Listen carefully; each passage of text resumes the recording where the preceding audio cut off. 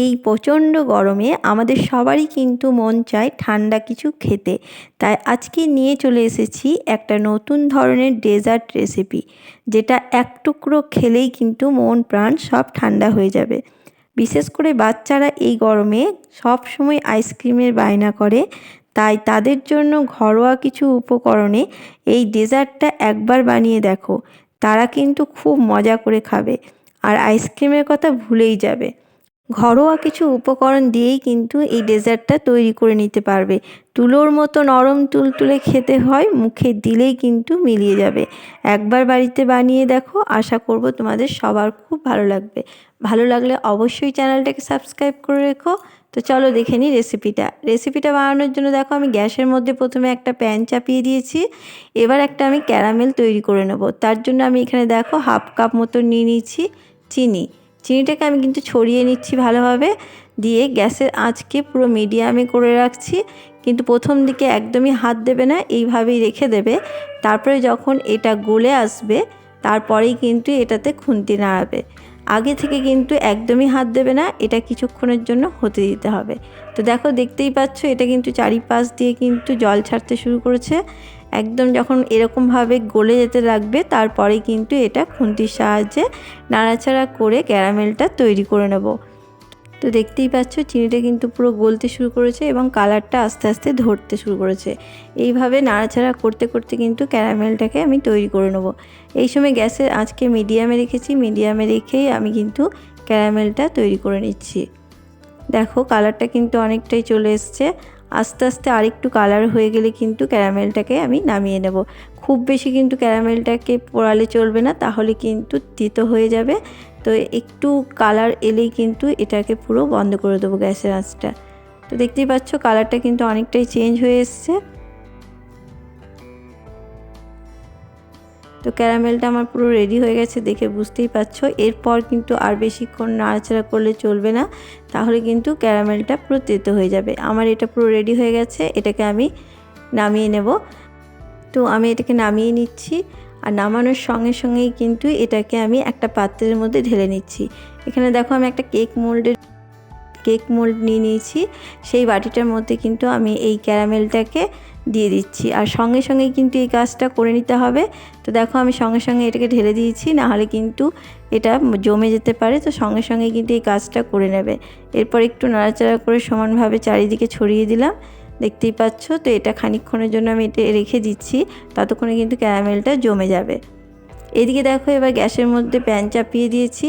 এবার আমি এখানে 500 লিটার মতন দুধ নিয়ে নিয়েছি।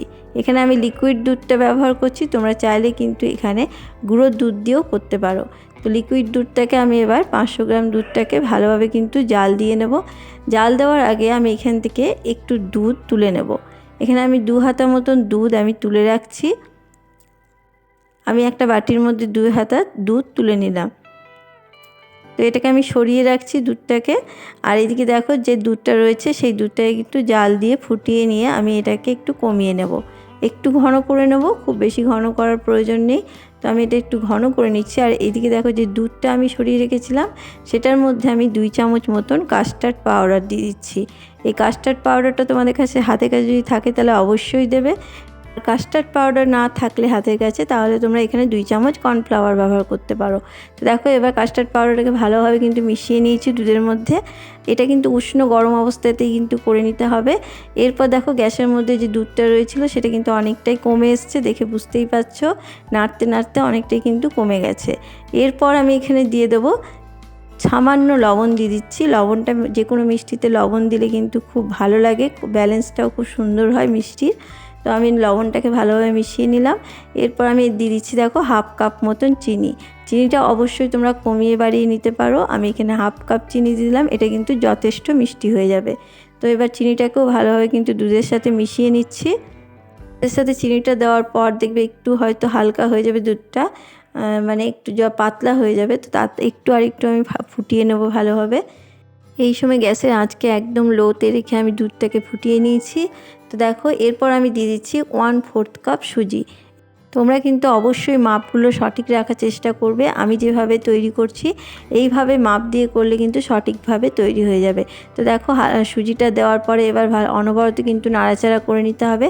আর অবশ্যই কিন্তু গ্যাসের আঁচকে একদম লোতে রেখেই এই নাড়াচাড়াটা করতে হবে। কোনোভাবেই কিন্তু গ্যাসের আঁচকে বাড়িয়ে দেবে না, তাহলে কিন্তু পারফেক্টভাবে তৈরি হবে না। তো আস্তে আস্তে এটাকে প্রায় 1 থেকে 1.5 মিনিট মতন আমি এটাকে নাড়াচাড়া করে ভালোভাবে সুজিটাকে মিশিয়ে নিয়েছি। আর গ্যাসের আঁচকে একদম লোতে রেখেছি। এরপর দেখো যে কাস্টার্ড পাউডারটা আমি গুলে রেখেছিলাম সেটাকে কিন্তু আস্তে আস্তে আমি এই সুজি আর দুধের সাথে মিশিয়ে দিচ্ছি। আর অবশ্যই এক হাতে কিন্তু নাড়াচাড়া করতে থাকতে হবে আর এক হাতে ঢালতে হবে। এইভাবে না করলে কিন্তু দলা পাকিয়ে যেতে পারে, তো এইভাবে কিন্তু করে নিতে হবে। আর গ্যাসের আঁচ আমি লোতে রেখে কিন্তু এই কাজটা করছি, দেখে বুঝতেই পারছো। খুব অনবরত কিন্তু নাড়তে হবে, একবারও থামলে চলবে না। নাড়তে নাড়তে এটা দেখবে ঘন হয়ে আসছে। অবশ্যই এরকমভাবে নাড়াচাড়া করে কিন্তু করে নিতে হবে। তো দেখে নিশ্চয়ই বুঝতেই পারছো অনেকটা কিন্তু ঘন হয়ে এসছে। খুব তাড়াতাড়ি কিন্তু এটা ঘন হয়ে আসবে। তো দেখো নাড়তে নাড়তে যখন একটু ফুটতে শুরু করবে তখন কিন্তু আর এটাকে ভালো নাড়াচাড়া করার প্রয়োজন নেই, এরপর নামিয়ে নেব। তো দেখো এটা কিন্তু অনেকটাই ঘন হয়ে গেছে, দেখে বুঝতেই পারছো।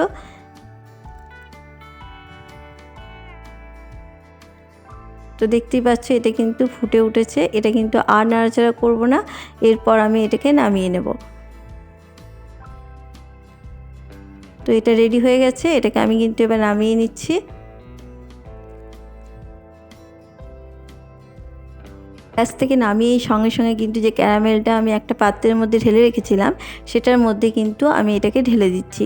বন্ধুরা তোমাদের কাছে ক্ষমা চেয়ে নিচ্ছি, আমার এই ভিডিওটা হয়তো কোনো সময় বন্ধ হয়ে গেছিলো, তো তখন আমি হয়তো দেখাতে পারিনি প্রথম দিকে যে ক্যারামেলের বাটিটার মধ্যে আমি ঢালা প্রথম অংশটা। তো তোমরা আমাকে ক্ষমা করে দিও। তো দেখো এইভাবে কিন্তু ঢেলে নিতে হবে, সঙ্গে সঙ্গে একদম পুরোটাকে ঢেলে নিতে হবে, নাহলে কিন্তু পাত্রের মধ্যে জমে যাবে। তো এটাকে ঢেলে নিয়েছি, দেখতেই পাচ্ছ। এবার ভালোভাবে একটু ট্যাপ করে নিচ্ছি।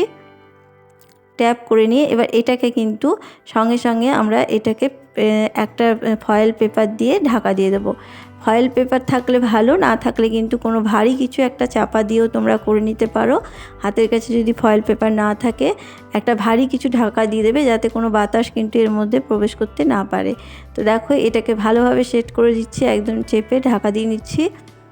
এরপর দেখো গ্যাসের মধ্যে কিন্তু আমি জল চাপিয়ে দিয়েছি, জলটা কিন্তু গরম হয়ে গেছে।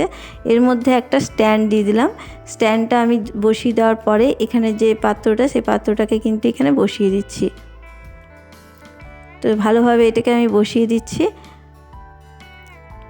আর গ্যাসের আঁচকে পুরো মিডিয়ামে রেখে কিন্তু এটা প্রায় আধ ঘন্টা মতন, মানে 30 মিনিট মতন কিন্তু হতে দেবো। তো দেখো 30 মিনিট পর আমি ফিরে এলাম, তোমাদেরকে আমি দেখিয়ে দিচ্ছি এটা কতটা পারফেক্টভাবে হয়েছে। তো দেখো এটাকে আমি কিন্তু এবার ফয়েল পেপারটাকে তুলে দেখিয়ে দিচ্ছি তোমাদেরকে। এটা ঠিকঠাক হয়েছে কিনা দেখো। তার আগে দেখো কালারটা কিন্তু কতটা সুন্দর এসছে, দেখেই বুঝতে পারছো। এবার এটা পারফেক্ট হয়েছে কিনা কি করে বুঝবে, একটা টুথপিক নিয়ে এইভাবে কিন্তু চেক করলেই হয়ে যাবে। দেখো যদি এইটার মধ্যে কোনো রকমভাবে কোনো এই সুজি যদি এর মধ্যে না লেগে থাকে, তার মানে বুঝবে কিন্তু এটা পারফেক্ট তৈরি হয়েছে। তো এরপর কিন্তু এটাকে পুরো ফ্রিজে রেখে ঠান্ডা করে তবেই কিন্তু খাওয়া যাবে। তো দেখো ফ্রিজে প্রায় 2 ঘন্টা রাখার পরে কিন্তু আমি এই ডেজার্টটাকে নিয়ে চলে এসেছি। এবার চারিপাশ দিয়ে কিন্তু ছুরি দিয়ে আমি এটাকে একটু ছাড়িয়ে নেব। তো চারিপাশ দিয়ে দেখো এইভাবে ছুরি দিয়ে আমি ছাড়িয়ে নিচ্ছি। খুব সহজেই কিন্তু ছেড়ে যাবে, এটা কোনো অসুবিধাই নেই। তো এইভাবে দেখো চারিপাশ দিয়ে ছুরি দিয়ে ছাড়িয়ে নিলাম। এরপর আমি এখানে একটা প্লেটকে আমি উপর করে দিয়ে ঠিক উল্টে দেবো, তাহলেই কিন্তু এই ডেজার্টটা খুব সুন্দরভাবে উঠে আসবে। দেখো কতটা সুন্দর হয়েছে আর কতটা সুন্দর কালারফুল হয়েছে এই ডেজার্টটা। আর ডেজার্ট ঠান্ডা ঠান্ডা খেতে অসাধারণ লাগে। এই ডেজার্টটা একবার খেয়ে দেখো বন্ধুরা, অসাধারণ স্বাদের খেতে হয়। একবার বানালে কিন্তু তোমাদের বারবার খেতে মন চাইবে। আর বাচ্চাদেরকে যদি এইভাবে বানিয়ে দাও তাহলে কিন্তু তারা আইসক্রিম খাওয়ার বায়নাই করবে না। তোমাদেরকে আমি একবার কেটেও দেখাচ্ছি যে কতটা সফট ও নরম তুলতুলে এটা তৈরি হয়েছে। দেখে বুঝতেই পারবে যে কতটা এটা সফটভাবে তৈরি হয়েছে। দেখে নিশ্চয়ই বুঝতেই পারছো কত সহজে এটা কাটা হয়ে যাচ্ছে আর দেখতে কতটা কালারফুল হয়েছে। এই ঠান্ডা ঠান্ডা ডেজার্ট এই গরমে কিন্তু অসাধারণ লাগবে। তো দেখো বন্ধুরা কতটা সুন্দর হয়েছে দেখেই বুঝতে পারছো। একদম দেখতে দারুণ সুন্দর লাগছে আর একদম নরম তুলতুলে, মুখে দিলেই কিন্তু মিলিয়ে যাবে। এইভাবে একবার তোমরাও বানিয়ে দেখো বন্ধুরা, আশা করব তোমাদেরও খুব ভালো লাগবে। দেখো কতটা সুন্দর হয়েছে।